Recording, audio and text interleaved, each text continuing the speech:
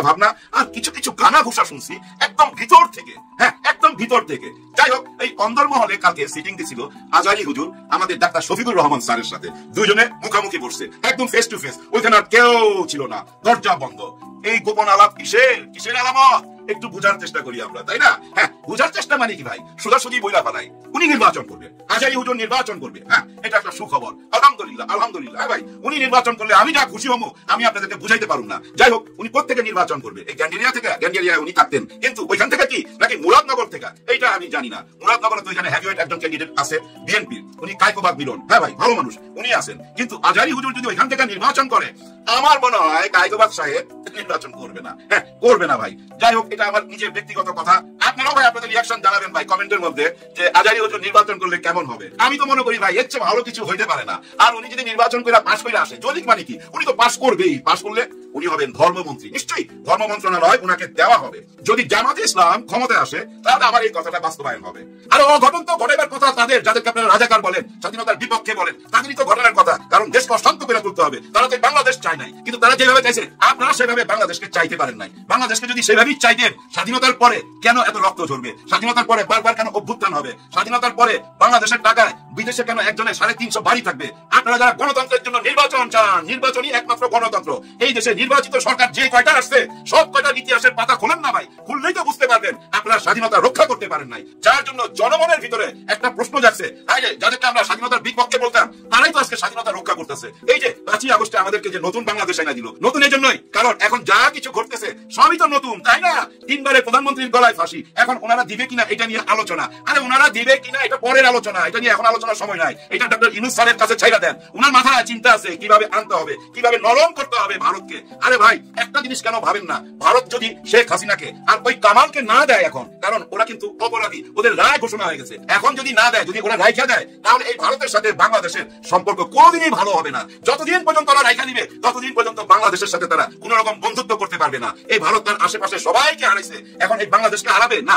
এই ভারতের জনগণই প্রতিবাদ করবে। ওদের সংসদে অলরেডি ভাই প্রতিবাদ চলতেছে এই শেখ হাসিনাকে নিয়ে। আগামীতে আরো অনেক কিছু হবে, কারণ একটাই, এই শেখ হাসিনাকে তোমরা চাও নাকি বাংলাদেশের 18 কোটি মানুষ চাও? এখন দেখেন কত বড় একটা প্রশ্ন না? এখন আপনি বলেন, আপনি যদি ভারতবাসী হন, আপনার মাথার মধ্যে কি আসবে? আরে আমি একজন ফাঁসির আসামির জন্য 18 কোটি মানুষের ভালোবাসা হারাবো?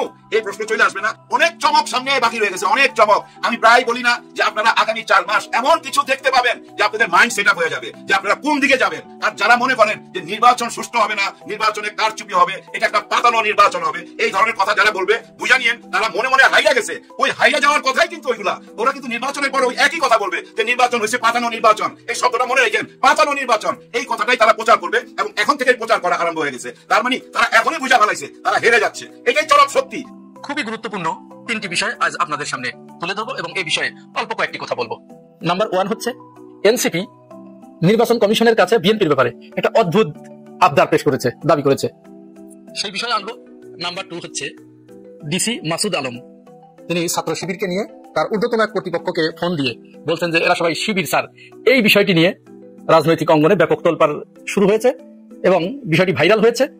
মাসুদ আলমের এই কথোপকথনের নেপথ্যে পিছনের যে গোপন রহস্যটা সেটা উন্মোচিত হয়েছে। এটি আমি এই গোপন কথাটি আপনাদেরকে বলবো। আর সর্বশেষ যমুনা টিভির টকশোতে গিয়ে শিশির মনির এবং বিএনপির যে বর্তমান প্রধান বুদ্ধিজীবী কিভাবে ধরা খেয়ে তিনি জীবনে আর টকশোতে যাবেন না, এই ধরনের একটা নাকে খত দেওয়ার মতো অবস্থা তৈরি হয়েছে। এই 3টি বিষয় সংক্ষেপে ছোট ছোট করে বলবো। প্রথমে এটা হলো, চলুন একটু এনসিপির এই বিষয়টা একটু শোনা যাক। এনসিপি গতকাল তারা নিবন্ধন পেয়েছে ইসিতে। নিবন্ধন পাওয়ার পরে আজকে ইসির সাথে তাদের যে রাজনৈতিক দলগুলোর সংলাপ চলছে, এখানে তাদের প্রথম সংলাপ ছিল এবং তারা প্রথমে আজকে সেখানে উপস্থিত হলো। উপস্থিত হওয়ার পরে তারা নির্বাচনী আচরণ বিধির বিভিন্ন বিষয়ে সেখানে তারা আলাপ আলোচনা করেন, মতামত প্রদান করেন। পত্রপত্রিকায় যেটি বের হয়েছে বা টেলিভিশনের সংবাদে যেটি আমরা দেখেছি, যে এনসিপি তারেক রহমানের ছবি ব্যবহার করতে আপত্তি জানিয়েছে বিএনপির নেতা নেত্রীদের নির্বাচনী প্রচারণার ক্ষেত্রে। ইসির কাছে প্রশ্ন করেছেন যে আপনারা কি আচরণ বিধিতে যেহেতু এই বিষয়টি স্পষ্টভাবে উল্লেখ আছে যে তারা এটি করতে পারবে না, তাহলে বিএনপির কোন নেতা যদি তারেক রহমানের ছবি তাদের ব্যানারে ব্যবহার করেন, ইসির কি সেই সক্ষমতা রয়েছে যে তারা এটিকে বন্ধ করবে বা তদন্ত কমিশন তদন্ত করে তাদের বিরুদ্ধে যথাযথ ব্যবস্থা নেবে? এরকম সক্ষমতা কি ইসির রয়েছে? প্রশ্নটা কিন্তু চমৎকার প্রশ্ন, একেবারে মারাত্মক প্রশ্ন, খুবই যৌক্তিক। নির্বাচনী আচরণ বিধিতে কি আছে সেটি আমরা আসলে একটু জানি। নির্বাচনী আচরণ বিধিতে সেখানে বলা হয়েছে যে রাজনৈতিক নেতারা যে দলের হয়ে নির্বাচন করবেন, শুধুমাত্র সেই দলের প্রধান যিনি, তার ছবি ব্যবহার করতে পারবেন তাদের ব্যানার বা ফেস্টুনে। এই মুহূর্তে বিএনপির প্রধানকে, বাংলাদেশ জাতীয়তাবাদী দলের প্রধান তো এখনো কাগজে কলমে বেগম খালেদা জিয়া। তো বিএনপির যারা নমিনেশন প্রার্থী, যারা নমিনেশন পেয়েছেন, তারা কি ব্যানারে শুধু খালেদা জিয়ার ছবি ব্যবহার করবেন, নাকি তারেক রহমান এবং শহীদ প্রেসিডেন্ট জিয়াউর রহমানের ছবি ব্যবহার করবেন? তারা করেন, নিয়মিতভাবে তারা এটি করে আসছেন, এ পর্যন্ত আমরা দেখে এসেছি, এবং এবারও তার ব্যত্যয় ঘটবে না। এখানেই প্রশ্ন, যেহেতু আচরণ বিধিতে বলা হয়েছে শুধুমাত্র দলীয় প্রধানের ছবি ব্যবহার করতে পারবে, সেক্ষেত্রে দলীয় প্রধান তো বেগম খালেদা জিয়া, তাহলে তারেক রহমান এবং শহীদ জিয়ার ছবি তারা ব্যবহার করবে কেন? এটা করলে তো নিঃসন্দেহে আচরণ বিধি লঙ্ঘন হবে। এই বিষয়টি কিন্তু এনসিপি নির্বাচন কমিশনকে জানতে চেয়েছে যে আপনারা এটি বন্ধ করার সক্ষমতা আপনাদের আছে কিনা, বা তারা বলেছে যে ম্যাডামের ছবি তারা ব্যবহার করুক, আমাদের কোনো আপত্তি নেই, কিন্তু যেহেতু আচরণ বিধিতে নাই, সেহেতু তারেক রহমানের ছবি এবং জিয়াউর রহমানের ছবি আমরা ব্যবহার করলে আমাদের আপত্তি আছে। তাহলে এখানে ইসির দুটি কাজ, হয় এই আচরণ বিধি সংশোধন করতে হবে, না হলে এটা কঠোরভাবে দমন করতে হবে, বন্ধ করতে হবে। এখন সবশেষে যাই বলি না কেন, ইসিকে তারা জানিয়েছে আচরণ বিধিতে এটি আছে, এটি তো ঠিক। এখন আমাদের অপেক্ষা করতে হচ্ছে যে ইসি এই ব্যাপারে কি সিদ্ধান্ত নেয়। আর যদি এনসিপি ওই দাবি জানিয়েই থাকে, তাহলে তো দাবিটা একটু অদ্ভুতই বটে, কারণ এটা কখনো হবার নয়, এটা হবে না। যে দলের নেতা, তারা যাদেরকে নেতা বলে মানে, এটি একান্তই তাদের দলীয় ব্যাপার। আইনগত বিষয় থাকলে সেটা অবশ্যই আলাদা বিষয়, সেটা ইসি দেখবে। কিন্তু দলীয় বিষয় যেহেতু দলীয় নেতার ছবি ব্যবহার করবে, এক্ষেত্রে আমি আপনি তো বলার কিছু না, আমি আপনি বলার কে? কিন্তু এই ফজলুর রহমান সাহেব, আপনাকে বলতেছি, আপনি পপুলার হয়ে গেছেন, আপনি এমপিত্ব পেয়ে গেছেন, হয়তোবা বিএনপি ক্ষমতায় আসলে মন্ত্রিত্ব পাবেন, কিন্তু আপনার যে কথা বলার ধরন সেটা কিন্তু বন্ধ করতে হবে, নইলে সাধারণ জনগণ আপনাকে কখনো ক্ষমা করবে না। এবং সাধারণ জনগণ একসময় আপনার বাড়ির সামনে বসছিল না, একসময় আপনার গ্রাম ঘাও করে ফেলাবে। কারণ কি জানেন, আপনি যে কখনো কখনো এমন কিছু কথা বলেন যে কথা মানুষের রক্তে যে আপনি জানেন না ফজলুর রহমান সাহেব, এই রাজাকার শব্দ ব্যবহার করে শেখ হাসিনার কি অবস্থা হয়েছে, এগুলো তো ইতিহাস, সবাই জানে। আজকে রাজাকার শব্দটা যদি সেই দিন সেই কি রূপা কি ফজলা রূপার কথার পরিপ্রেক্ষিতে শেখ হাসিনা না বলতো, তাহলে হয়তো আজকে বাংলাদেশে এই প্রেক্ষাপট নাও হইতে পারত।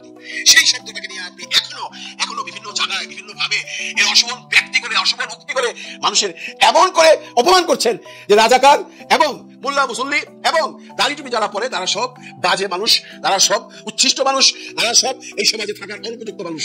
কেন ভাই, কেন? আমাকে একটু বুঝাইবেন আপনি কেন এগুলো শুরু করছেন? আপনি এখন এমপি হবেন, আপনি ভাবছেন এগুলো বললে আওয়ামী লীগের ভোট যা আছে সব আপনার ঘরে ঠিক যাবে না? ওখানে আওয়ামী লীগের কিন্তু আরো প্রার্থী আছে। আপনি জানেন আপনার এলাকার যে উপজেলার চেয়ারম্যান আছে, সিনেটে থাকতো কি একটা কাজে লাগিলাম, উনি গেছে ইলেকশন করতে আপনার সাথে, পাস করবে না ফিল করে যায় না, আপনি তো ধানের শেষে করবেন, উনি হয়তো অন্য একটা স্বতন্ত্রতে করবে, আপনার জন্য ভালো কম্পিটিটর উনি, কারণ উনিও আওয়ামী লীগ করে, আপনি তো আওয়ামী লীগ করেন না, আপনি তো করেন বিএনপি। এখন বিএনপিকে আমি বলতেছি, বিএনপি উচ্চ বলে বলতেছি, ফজলুর রহমান সাহেবের মুখে লাগাম দেন। শেখ হাসিনার এই মামলার পর, এই রায়ের পর উনি যে কথাটা বলছেন, এটা কিন্তু সমাজের মানুষ ভালোভাবে নেয় নাই। উনি কি বলছেন? উনি বলছেন বিএনপি যদি ক্ষমতায় আসে তাহলে এই যে ক্যাঙ্গারু কোর্ট বলতে যেটা বোঝাইছেন উনি, এটা নাকি এখন ক্যাঙ্গারু কোর্ট, এটা নাকি তখন একটা রিয়েল কোর্ট ছিল যখন হাসিনা করছিল, এখন এটা ক্যাঙ্গারু কোর্ট। এই ক্যাঙ্গারু কোর্ট তারা অ্যাবলিশ করে দিবে, তার মানে ক্যাঙ্গারু কোর্ট যদি না থাকে কোর্টে রায়ও থাকবে না, তার মানে হাসিনার এই রায় তারা উঠাই নিয়ে যাবে। যার ইঙ্গিত অবশ্য কিছুদিন আগে ফখরুল ইসলাম আলমগীর সাহেব দিয়ে আসছেন, বলে নাই ঠাকুর ঘরে যে আমরা যদি ক্ষমতায় আসি তাহলে আওয়ামী লীগের যত মামলা মোকদ্দমা আছে সব তুলে নেব। এই সমস্ত কথা যে আপনারা বলতেছেন, আমি বিএনপির উচ্চ মহলে অনুরোধ করে বলতেছি, বিশেষ করে তারেক রহমান সাহেবকে এদের মুখে লাগাম দিতে বলেন। এরা যদি মুখে লাগাম না দেয় তাহলে বিএনপির যে আশা সরকার গঠন করবেন সেই ঘুরে বালি হবে। কারণ ফজলুর রহমান সাহেব যেভাবে যে কথাগুলো বলেন, আগেও বলছেন, তারেক কোন কারণে আপনারা ক্ষমতায় আবার আনছেন বা ক্ষমতায় নিয়ে যেতে চান, এমপিত্ব দেওয়ার জন্য তাকে নমিনেশন দিচ্ছেন, আমরা জানি না। হয়তো আপনাদের ভিতরে কোনো ক্যালকুলেশন আছেন। অনেকেই যদিও বলে তারেক রহমান সাহেবের বয়ান নাকি ফজলুর রহমান সাহেবকে দেওয়া হয়, এটা আমার বিশ্বাস হয় না। কারণ তারেক রহমান এত নোংরা ভাবে কথা বলতে পারে না, আমি যত তাকে দেখছি, সে এত খারাপ হইতে পারে না যে সে বলবে যে আওয়ামী লীগের এই বিচার যেভাবেই হোক আমরা ক্ষমতায় আসলে আমরা এটা মানি না, এটা তারেক রহমানের ভাষণ না। যদি অনেকে বলতেছেন তারেক রহমানের ভাষণ না, বলেন মিয়া, তারেক রহমানের তো কোনো রিয়াকশন দেখলাম না। এই যে এত বড় ঘটনাটা ঘটলো, উনি তো ন্যাচারালি ফেসবুকে স্ট্যাটাস দেন রেগুলার, ওই হাসিনার ব্যাপারে তো কোনো স্ট্যাটাস উনি দেন নাই। উনি আপনার যে কোনো ব্যাপারে স্ট্যাটাস দেন, আপনারা দেখছেন সে অস্ট্রেলিয়ান প্রতিনিধি দলের সাথে দেখা করছেন, সেটা নিয়ে স্ট্যাটাস দিতেছেন প্রতি মুহূর্তেই, যে কোনো ঘটনায় যখন ঘটতেছে দেশে উনি স্ট্যাটাস দিচ্ছেন। ইভেন কি বাংলাদেশ যে জিতলো কালকে খেলায় সেটা নিয়ে উনি স্ট্যাটাস দিচ্ছেন। কিন্তু ভাই কই আপনি তারেক রহমান তো শেখ হাসিনার এই রায়ের পরে কোনো স্ট্যাটাস দিল না। অনেকে বলে, হ্যাঁ কথাটা একটু খারাপ বলে না, আমার মনে হয় এখানে তারেক রহমানের একটা হিসাব অন্যরকম আছে, যে তারা এই মুহূর্তে শেখ হাসিনার দল বা আওয়ামী লীগের যারা আছেন তাদেরকে খেপাইতে চায় না। সে হয়তো চিন্তা করে যে আমি যদি এখন হাসিনার বিরুদ্ধে কোনো কথা বলি তাহলে আওয়ামী লীগের ভোটগুলো পাবো না। এখন আওয়ামী লীগের ভোট উনি পাবেন কি পাবেন না সেটা তো পরে আলোচনা, কিন্তু আওয়ামী লীগের ছাড়াও বাংলাদেশে বিএনপির অনেক ভোট আছে যারা বিএনপি করে আওয়ামী লীগকে পছন্দ করে না, তাদের ভোটগুলো কি হবে? তারেক রহমান সাহেব, এই ফজলুর রহমান সাহেব এইভাবে যদি কথা বলতেই থাকে তাদের ভোটগুলো হতে চলে যাবো। তাই আপনাকে অনুরোধ করতেছি একটু বিবেচনা করেন, আইদার ফজলুর রহমান সাহেবের মুখে তালা মারেন অথবা তার নমিনেশন ক্যান্সেল করেন, তাহলে বিএনপির কপালে যে দুঃখ আসতেছে তার জন্য কিন্তু আপনাদেরকে কাঁদতে হবে, আমরা কেউ কাঁদবো না। লাস্টে যাওয়ার সময় তারেক রহমান সাহেবের একটা ছোট্ট বুদ্ধি দেওয়া যায়, একটা পরামর্শ দেওয়া যায়, এই পরামর্শটা হয়তো আপনার কাজে লাগবে। আপনি আপনি হয়তো জানেন কিনা জানি না যে শীত আসলে কিছু মানুষের এমন হয়, এটা শীতের জন্য হয়। এই শীতটাকে আপনারা পার করেন, কারণ ফজলুর রহমান সাহেব এখন শীত পড়ছে তো এখন অনেক উল্টাপাল্টা কথাবার্তা বলবে। এই শীতটাকে পার করেন, কথাটা মনে রেখেন, ফেব্রুয়ারি পর্যন্ত কিন্তু শীত থাকবে। এই পর্যন্ত যদি সে কথা বলতেই থাকে তাহলে আপনাদের কি হবে সেটা আপনারা একবার ভাইবা দেখেন। সুতরাং এই ফেব্রুয়ারি পর্যন্ত যতদিন শীত থাকে উনারে একটু ঠান্ডা রাখেন। প্রফেসর ইউনূসের প্রত্যাশা আর জামাত ইসলামের এই সুনির্দিষ্ট দাবি মিলে যাচ্ছে। এটা একটা বিরাট সুখবর, নতুন ইতিহাস সৃষ্টি হবে। আগামী ফেব্রুয়ারিতে ইতিহাসের শ্রেষ্ঠ নির্বাচন হবে। পরিস্থিতি ধীরে ধীরে সেদিকে যাচ্ছে। সুষ্ঠু নির্বাচনের পথে যত বাধা ছিল, বিপত্তি, আইনি দুর্বলতা সবকিছু ঠিকঠাক করা হচ্ছে। আচরণবিধিতে যেসব কন্ট্রাডিকশনস, দুর্বলতা, লিমিটেশনস, অস্পষ্টতা জামাত চোখে আঙুল দিয়ে সেগুলো দেখিয়ে দিচ্ছে। এগুলো সংস্কার করতে, সংশোধন করতে বাধ্য হবে এবং পক্ষপাত করে কেউ পার পাবে না, ভোট চুরি করে কেউ পার পাবে না, সেই নিশ্চয়তা বিধান করা হচ্ছে। এবং প্রফেসর ইউনূস এক্ষেত্রে সবথেকে আন্তরিকতা দেখাচ্ছেন। আসলে আমার দিন দিন মনে হচ্ছে যে ইউনূস যেটা বলছেন যে ইতিহাসের শ্রেষ্ঠ নির্বাচন হবে, আমরা ইতিহাসের শ্রেষ্ঠ নির্বাচন উপহার দিব, আমরা ধীরে ধীরে সেই পরিস্থিতি দেখতে পাচ্ছি, দেশ সেদিকে যাচ্ছে। দর্শক, দুইটা খবর। নির্বাচনে সশস্ত্র বাহিনী সহযোগিতা চাইলেন প্রধান উপদেষ্টা। আসলে বাংলাদেশের যে বাস্তবতা, পুলিশ আর আনসার দিয়ে সুষ্ঠু নির্বাচন সম্ভব নয়। এজন্য হাসিনা নির্বাচনে সেনাবাহিনী মোতায়েন করেনি, রিজার্ভ ফোর্স হিসেবে রেখে দিয়েছে। না, সরাসরি যত সৈনিক আছে বাংলাদেশ সবাইকে ডিপ্লয় করতে হবে। প্রয়োজনে নির্বাচন করতে হবে 8 বিভাগে 8 দিন, এবং এক বিভাগে সমস্ত প্রশাসন থাকবে। ভোট চুরি রাস্তায় বন্ধ করতে হবে। এই প্রস্তাব কিন্তু এসেছে যে একদিনে জাতীয় নির্বাচনের দরকার নেই, 8 বিভাগে 8 দিন জাতীয় নির্বাচন হবে, যাতে পুরো জাতির দৃষ্টি, সরকারের পুরো শক্তি ওই বিভাগের দিকে নিতে পারে, সামরিক বাহিনী পুরো শক্তি ওইখানে প্রয়োগ করতে পারে, যাতে একদম free, fair and credible election হয়, কারচুপি মুক্ত নির্বাচন হয়। এটা বাস্তবতা। মানে সশস্ত্র বাহিনী সহযোগিতা চাচ্ছেন, সশস্ত্র বাহিনী সহযোগিতা ছাড়া আদৌ সম্ভব নয়। অন দি আদার হ্যান্ড, নির্বাচন কমিশনের সাথে যে জামাতের সংলাপ, সেখানে শিশির মনির অসাধারণ অনেক যুক্তি দিয়েছেন। তার মধ্যে জামাতের একটা সুনির্দিষ্ট দাবি হচ্ছে প্রতি ভোট কেন্দ্রে অন্তত 5 জন সেনা সদস্য চায় জামাত। প্রফেসর ইউনূসের প্রত্যাশা সশস্ত্র বাহিনী সহযোগিতা আর জামাতের প্রস্তাব মিলে যাচ্ছে। মানে জামাতের মধ্যে ভোট চুরির কোনো চিন্তা নেই। জামাতের প্রত্যেকটা চিন্তা, দর্শন, থিওরি হচ্ছে ভোট কারচুপি ঠেকানোর পক্ষে। তো এই জায়গায় প্রতি ভোট কেন্দ্রে অন্তত 5 জন সেনা সদস্য চায় জামাত।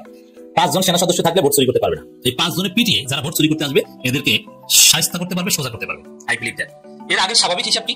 প্রতি ভোট কেন্দ্রে 2 জন 3 জন 4 জন পুলিশ থাকবে, 8 জন আনসার থাকবে। এরা কি করবে? এদেরকে তো পুলিশকে এমনিতেই, আর 5 আগস্ট পরবর্তী বাংলাদেশের বাস্তবতা হচ্ছে পুলিশকে মানুষ গণে না। আবার পুলিশের পোশাক নতুন, চিনতেও কষ্ট হবে। পুলিশের পোশাক অত্যন্ত স্মার্ট, যুক্তরাষ্ট্রের মতো, সৌদি আরবের মতো, সব ঠিক আছে, কিন্তু বাংলাদেশের মানুষের পারসেপশন তৈরি হতে সময় লাগবে। বাংলাদেশের মানুষ এগুলো বুঝে নাই, এই কালারের গুরুত্ব বুঝে না। হ্যাঁ, বুঝবে একটা পর্যায়ে। তারা এখন মনে করে সিকিউরিটি গার্ড। এর জন্য শুধু পুলিশ আনসার দিয়ে সুষ্ঠু নির্বাচন সম্ভব। জামাতের এই দাবি মানতেই হবে, আমরা বিশ্বাস করি প্রফেসর ইউনূস এটা করবেন। পুরো যদি এটা করা হয় সবচেয়ে ভালো হয়। নির্বাচন হবে 8 দিনে, 8 বিভাগে, একটা ভোট কেন্দ্রে পুলিশ থাকবে 10 জন, সেনাবাহিনী থাকবে 5 জন। কেউ ভোট চুরি করতে পারবে না, কেউ কেন্দ্র দখল করতে পারবে না, কোনো উল্টোপাল্টা করতে পারবে না। 5 জন সেনাবাহিনী থাকলে ওই কেন্দ্রে কেন্দ্র দখল, ভোট চুরি এটা করার সাহস কেউ পাবে না, এটা পারবে না। তো দেশ অসাধারণ একটা গন্তব্যের দিকে যাচ্ছে। আমরা চমৎকার চমৎকার সুখবর দেখছি। It's very happy news. Professor ইউনূসের প্রত্যাশাটা একটু আপনাদেরকে প্রথমে শোনাই। অন্তর্বর্তী সরকারের প্রধান উপদেষ্টা অধ্যাপক ডক্টর মোহাম্মদ ইউনূস বলেছেন, আগামী ফেব্রুয়ারিতে জাতীয় সংসদ নির্বাচন শান্তিপূর্ণ উৎসব মুখর করতে সশস্ত্র বাহিনীর সহযোগিতা দরকার। মিরপুর সেনানিবাস ডিফেন্স সার্ভিস কমান্ড ও স্টাফ কলেজ অডিটোরিয়ামে আয়োজিত কোর্স 2025 গ্রাজুয়েশন সনদ বিতরণ অনুষ্ঠানে তিনি কথা বলেন। অনুষ্ঠানে বাংলাদেশ সহ 24টি দেশের সামরিক বাহিনী তরুণ অফিসারদের মধ্যে সনদ তুলে দেন প্রধান উপদেষ্টা। এই সেনাবাহিনী ইন্টারনাল প্রোগ্রামে ইউনূস কিন্তু তেমন যেতেন না, আমাদের এখন যাওয়া শুরু করেছেন। এদিকে ওয়াকার চারদিক থেকে বিপদে পড়েছে। ওয়াকারের সামনে কোনো উপায় না। আগে ইউনূসের সাথে বেয়াদবিমূলক কথা বলেছেন। ইউনূসের নাম মাননীয় প্রধান উপদেষ্টা মাননীয় শব্দটা না বলে বলেছেন। মানে একটা ভাব ছিল, ওয়াকারের ভাব জয় বাংলা হয়ে গেছে। যাদেরকে বাঁচাতে চেয়েছেন সার্ভিং জেনারেল কাউকে বাঁচাতে পারেনি। সবার